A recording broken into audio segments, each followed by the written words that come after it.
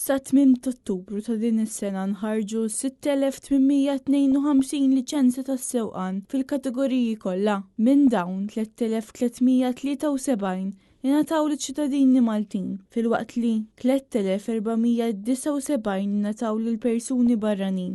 Differenza żgħira issa li tikkonferma kif aktar barranin qed tinħarġilhom liċenzja milli Maltin.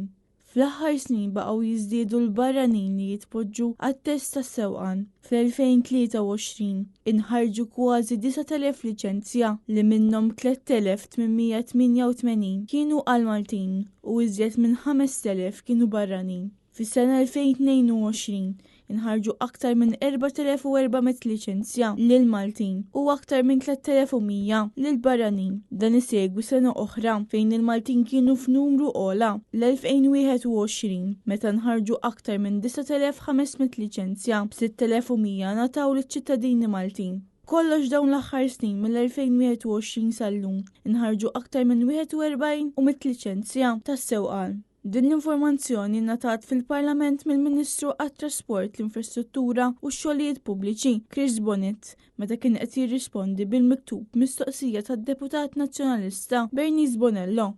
Intant l-aħħar ċifri tal-NSO urew kif matul it-tliet kwart tal-2025 l-istok tal-vetturi bil-liċenzja żdied bi 3,344 fuq 3 xhur ta' qabel. Fl-istess perjodu l-istok tal-vetturi bil-liċenzja żdied medja ta' 36 vettura kuljum.